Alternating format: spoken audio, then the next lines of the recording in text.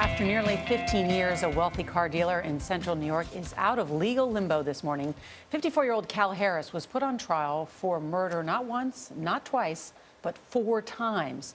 48 Hours correspondent Erin Moriarty has been covering his case for a decade. She's in Los Angeles this morning. Erin, good morning.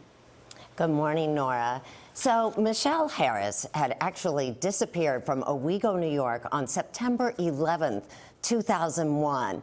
And although her body has never been found, Cal Harris was actually convicted twice. Both of those convictions were overturned. A third jury was hung. But now, this time around, it's finally over. I thought I was done, and I was numb. 4 turned out to be Cal Harris's lucky number. After a nearly 2-month trial, Judge Richard Mott issued his verdict from the bench: not guilty. I was shocked. I was truly shocked. 35-year-old Michelle Harris, Cal's wife and the mother of their 4 children, was reported missing in September 2001. The minute I got the phone call that she didn't come home, I knew he did something to her.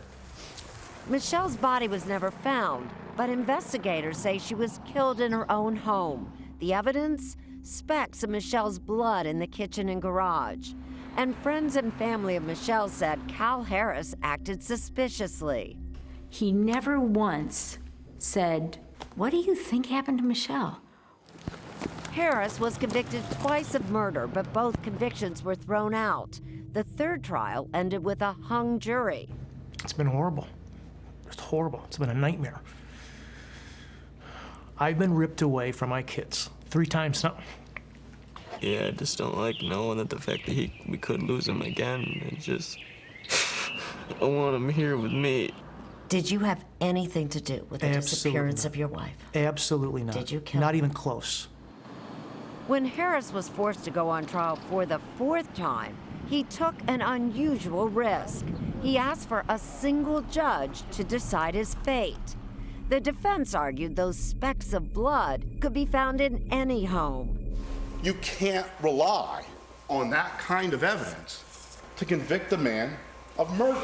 Defense attorney Bruce Barquette also claimed there are better suspects, 2 men who hung out at the restaurant where Michelle worked. So with no body and little physical evidence, the judge was left with reasonable doubt. Cal Harris is now a free man. That's all I kept fighting for. My 4 kids. That's it. But while this verdict ends his legal ordeal, it does nothing to solve the mystery of Michelle Harris's disappearance. So, with this acquittal in the 4th trial, double jeopardy attaches. The criminal case is now officially over for Cal Harris. Wow, Erin. So do you think that the judge over the jury made the difference in this? I think it did. We'll never know for sure. Obviously, Cal Harris had some bad luck with earlier juries. 2 juries convicted him. The 3rd jury was hung. But in this case, the judge also allowed in evidence that had not been allowed in other cases. The idea that there may have been someone else who killed Michelle. I really think this case came down to reasonable doubt on the part of this judge. He took a long time to make a decision. Well, the defense attorneys pointed at 2 other individuals. Do you think they will now be under investigation? Well, this is what's so hard, Gail. The state had always said that they had already investigated these guys. One of them is Stacey Stewart. He had taken a polygraph and passed. So I think unless there's new evidence pointing to them, I think it's going to be very difficult. And of course, remember, Michelle Harris's body has never been found. Yeah. So that's a problem. This was a bodiless prosecution. There wasn't a lot of evidence.